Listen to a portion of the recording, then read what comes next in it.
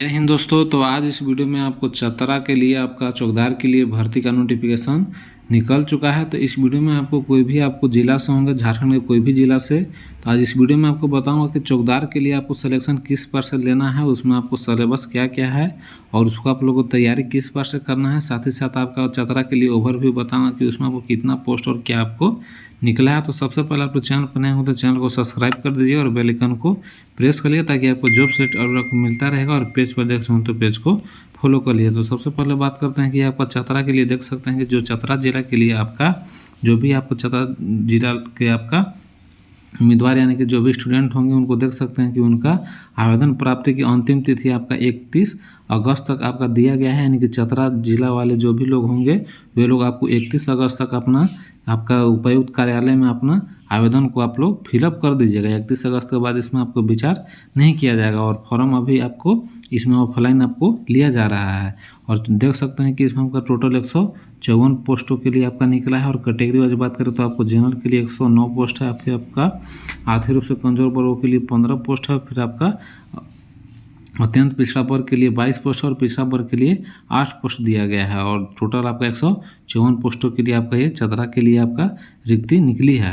और इसमें आपको योग्यता की बात करें तो आपको 10वीं कक्षा इसमें आपको पास होनी चाहिए। और फिर आपका जो चरित्र होना चाहिए, आपको चरित्र अच्छा होना चाहिए, कोई भी आपका आपराधिक इतिहास नहीं होना चाहिए, यानी कोई भी आपको ऊपर केस किसी प्रकार का नहीं होना चाहिए। और एज की बात करें तो आपको इसमें आपको मिनिमम आपको 18 वर्ष आपको एज होना चाहिए। और मैक्सिमम एज आपको कैटेगरी वाइज जिसमें आपको छूट मिलता है, जिसमें देख सकते हैं कि आपको जनरल के लिए 35 वर्ष और पिछड़ा वर्ग अत्यंत पिछड़ा के लिए 37 है। और फिर महिला के लिए कोई भी कैटेगरी से हो 38 वर्ष है। और आपका SC/ST के लिए 40 वर्ष है। और आप आर्थिक रूप से कमजोर वर्ग के लिए 35 वर्ष है। और फिर आपको दिव्यांगजनों के लिए आपको देख सकते हैं कि 10 वर्ष और भी आपको छूट लोगों को इसमें मिलेगा। और इसके बाद साथ फिर जो आवेदन आपका आयु का जो आपको गणना किया जाएगा वो आपको 1/8/2024 तक आपका मिनिमम आपको 18 है और आपको मैक्सिमम कैटेगरी वाइज आपको इसमें होना चाहिए। और साथ ही साथ जो भी आप लोग जिला के चौकीदार के लिए देख सकते हैं कि जो अभ्यर्थी को हो संबंधित बीट का आपका स्थायी निवासी आपका होना अनिवार्य होगा। यानी कि जो चतरा का जो भी आपका बीट का निकला होगा उसी बीट के लोग उसमें आप लोग को अप्लाई कर सकते हैं, अदर का आप इसमें अप्लाई नहीं कर सकते हैं। और साथ ही साथ देख सकते हैं कि अभ्यर्थी को साइकिल चलाने का ज्ञान भी आपको होना चाहिए। और सबसे प्लस पॉइंट होता है कि जो देख सकते हैं कि चौकीदार का जॉब प्रोफाइल की बात करें तो उनका चौकीदार का जो ड्यूटी होता है वो खुद ही देख सकते हैं कि चौकीदार का जो जिला स्तर पर होगी जिनका पदस्थापन तथा संभव उनके आवासीय बीट क्षेत्र के अंतर्गत ही आपका ड्यूटी लिया जाता है। जो भी उनका आवास क्षेत्र में जो भी थाना है उसी में उनका ड्यूटी लिया जाता है। और समानतः उनका स्थानांतरण इनके बदली नहीं किया जाएगा, उनका हमेशा के लिए उसी थाना में ड्यूटी लिया जाता है। और तो ये बात हुआ कि उसमें आपको क्या क्या आपको मांगा जाता है। और इतना दिन का होगा इसमें बात करते कि आपको चौकीदार के लिए सिलेक्शन प्रक्रिया आपको किस पर से लिया जाता है। तो इसमें सिलेक्शन प्रक्रिया के लिए मेन रूप से आपको चौकीदार की सिलेक्शन में पहले आपको लिखित परीक्षा लिया जाता है, इसके बाद आपको फिजिकल और फिर आपको शारीरिक जांच किया जाता है और फाइनली आपको मेरिट लिस्ट बनता है और फाइनली हल्का आपका मेडिकल भी जाँच किया जाता है। तो देख सकता है कि लिखित परीक्षा के लिए आपको सबसे पहले 50 अंकों का आपको लिखित परीक्षा लिया जाएगा, जिसमें आपको क्वेश्चन का जो लेवल होगा वो आपको जिला से संबंधित सामान्य ज्ञान एवं स्थानीय भाषा से संबंधित उसमें आपको प्रश्न पूछे जाएंगे। और इसके लिए आपको देख सकते हैं कि आपका ये 1.5 घंटे का समय इसमें आपको दिया जाता है। यानी कि 1.5 घंटे में आपको 50 नंबर का जो ऑब्जेक्टिव आपका इसमें क्वेश्चन रहेगा और सभी आप लोग को इसमें करना है। और इसमें आप देख सकते हैं किसी प्रकार का आपको निगेटिव मार्किंग नहीं किया जाएगा, यानी कि आपको 50 क्वेश्चन में 50 अटेम्प्ट करना है, इसमें आपको निगेटिव मार्किंग नहीं किया जाएगा। और इसके बाद देख सकते हैं कि जो भी आपको रिटन एग्जाम में पास कीजिएगा उनको शारीरिक माप देख सकते हैं कि उनको सामान्य फिर आर्थिक रूप से कमजोर वर्ग की 160 सेंटीमीटर हाइट होना चाहिए। और पिछड़ा एवं अत्यंत पिछड़ा के लिए 160 सेंटीमीटर हाइट होना चाहिए। और SC/ST के लिए 155 सेंटीमीटर और महिलाओं के लिए 148 सेंटीमीटर उनको हाइट होना चाहिए।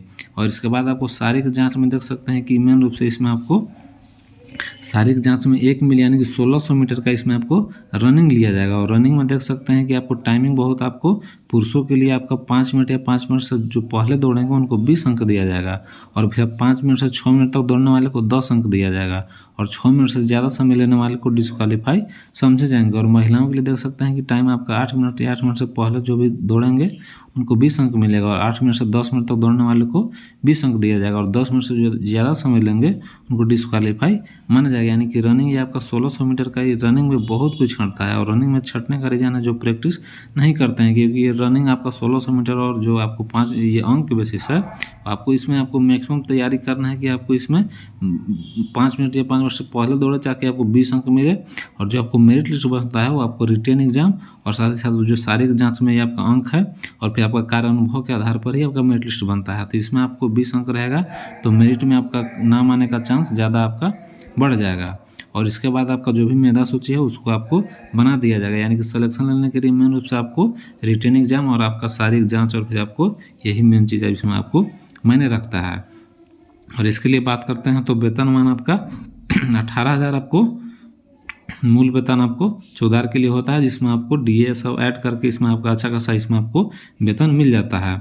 और साथ ही साथ आवेदन आपको भरने के लिए सबसे पहले ऑफलाइन इसमें आप लोग को फॉर्म लेना है, और फॉर्म लेने के बाद उसको अपने से खुद से भरना है।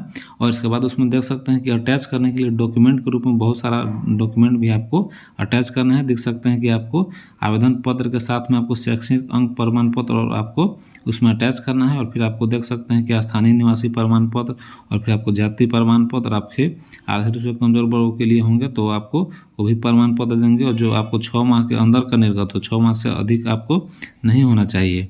और फिर आपको जन्म तिथि से संबंधित आपको शैक्षणिक प्रमाण पत्र और कार्य अनुभव आपको प्रमाण पत्र को भी होगा, उसको भी अटैच कर देंगे।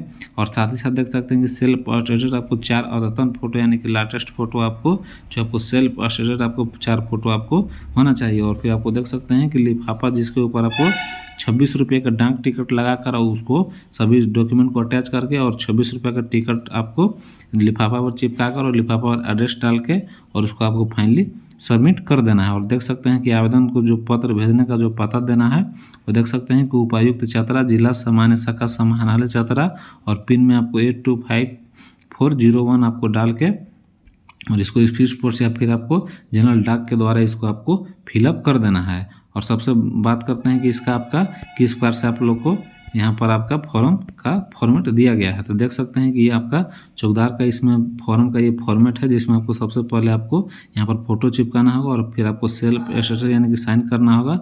और इसके बाद सभी चीज़ इसमें आपको अंचल का नाम, आवेदित बीट का संख्या, बीट का नाम, बीट का संख्या और बीट का नाम आपका इस जो भी आपको विज्ञापन निकला है उसमें आपको अपना गांव का बीट संख्या और सब चीज़ दिया हुआ है।